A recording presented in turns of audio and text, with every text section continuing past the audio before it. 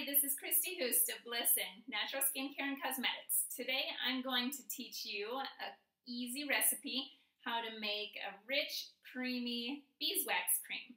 And it only takes 2 ingredients. It's very simple. So for this recipe, I'm just going to make a small batch today because this is a really rich cream, so it goes a long ways. So basically, the 2 ingredients are beeswax pastilles. They make beeswax in these little tiny pieces. It makes it a lot easier to measure. And then this is olive oil. You can use just basic kitchen olive oil for this, nothing fancy needed.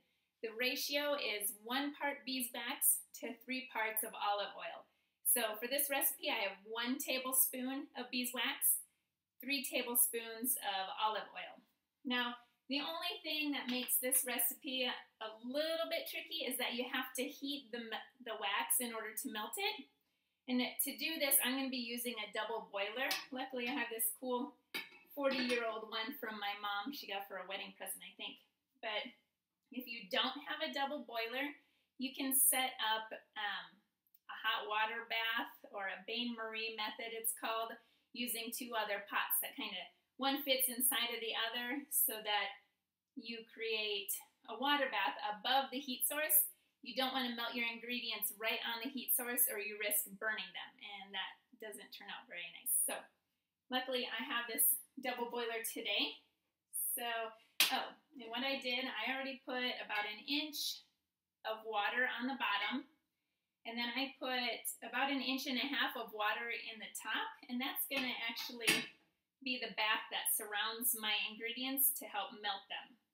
So all you do, I've got these pre-measured, you put your beeswax into your olive oil and you set it right in the water bath. Now you want the level of the water to cover the level of the ingredients in your container, but you don't want the water so high that it could cause the cup inside to float or tip over, because then you'll get water in your ingredients, and you do not want any water in this product. It's an oil-based product, which means you don't need to use a preservative. It'll last on the shelf without a preservative, but if you get water in it, then you risk contaminating it with bacteria. So keep the water out. Now that I have it in the bath, I'm just going to turn my heat on low or medium low and let it melt. It's going to take probably about half an hour or even longer to melt, because this is a very slow, gentle process for melting the ingredients. So I'm going to let this melt for half an hour or however long it takes to melt, and then I'll come back to you and show you what to do afterwards. So I'll see you in a bit. Okay, I'm back. It looks like our wax is melted, so I'm going to take this out and show you what it looks like. The glass inside is going to be hot, so I'm just going to grab it with a paper towel so I don't burn my fingers. Just be careful that you don't get any water in your product. Turn the heat off. So, let's see, you can't see that. This is what it looks like. Just looks basically like a melted or a liquid oil. So I'm going to give it a stir. I don't know where you're going to be able to see it here. Here we go. So I'm just going to give it a stir. Make sure that the wax is mixed throughout the oil thoroughly. And then that's the end of the heating part of this recipe. Next, you're just going to let it cool off. And if you're impatient like I am, you can stick it in the fridge to speed up the cooling process a little bit. We're going to cool it until it turns cloudy. That means that it'll start getting gelled up a little bit. You'll see what I mean. I'm going to stick this in the fridge, and then I'll be back when it starts getting soft. I'll see you in a bit. Hi again, I'm back. This has been sitting in the fridge for about 10 minutes now, and it is right at the point of being cloudy and soft. So I'm going to mix it up again, and it's going to be a nice soft creamy texture. And now this is the point where you want to pour it into your containers.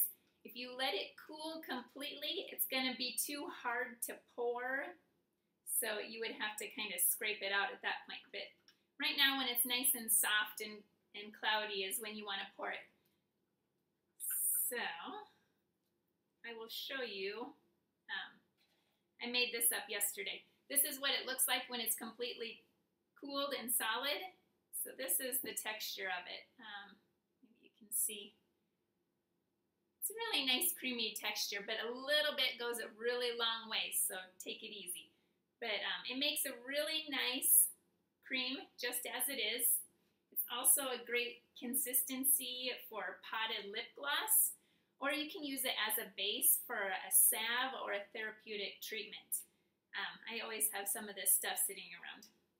Makes my hands nice and soft. So that is it for our easy beeswax cream recipe for today. For more tips and recipes for natural skincare, or to purchase already made natural recipes, you can go to www.blissennaturals.com.